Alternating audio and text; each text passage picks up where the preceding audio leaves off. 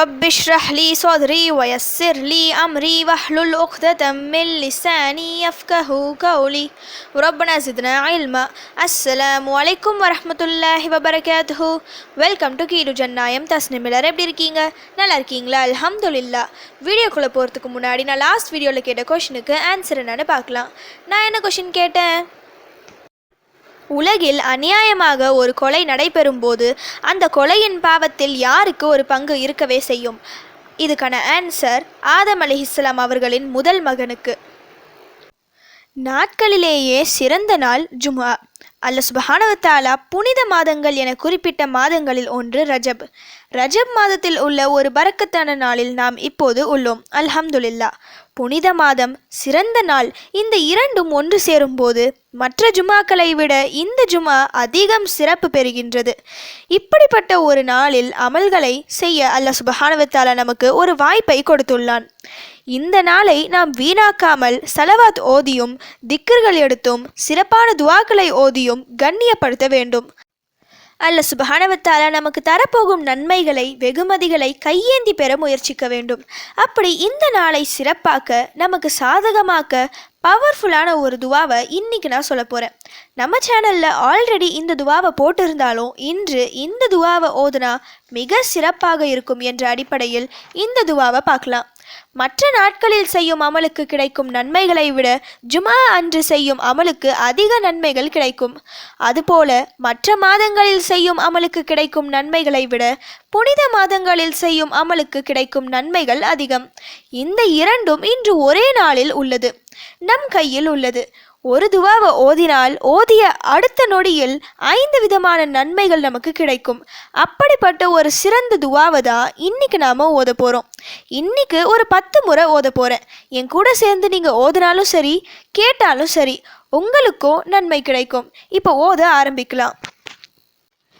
லா இலாஹ இல்லல்லாஹு வஹ்தஹு லா ஷரீக லஹு லஹுல் முல்கு வலஹுல் ஹம்து وهو على كل شيء قدير. لا إله إلا الله وحده لا شريك له له الملك وله الحمد وهو على كل شيء قدير. لا إله إلا الله وحده لا شريك له له الملك وله الحمد وهو على كل شيء قدير. لا إله إلا الله وحده لا شريك له له الملك وله الحمد وهو على كل شيء قدير. لا إله إلا الله وحده لا شريك له له الملك وله الحمد وهو على كل شيء قدير. لا إله إلا الله وحده لا شريك له له الملك وله الحمد وهو على كل شيء قدير. لا إله إلا الله وحده لا شريك له له الملك وله الحمد وهو على كل شيء قدير. لا إله إلا الله وحده لا شريك له له الملك وله الحمد وهو على كل شيء قدير. لا إله إلا الله وحده لا شريك له له الملك وله الحمد وهو على كل شيء قدير. لا إله إلا الله وحده لا شريك له له الملك وله الحمد وهو على كل شيء قدير.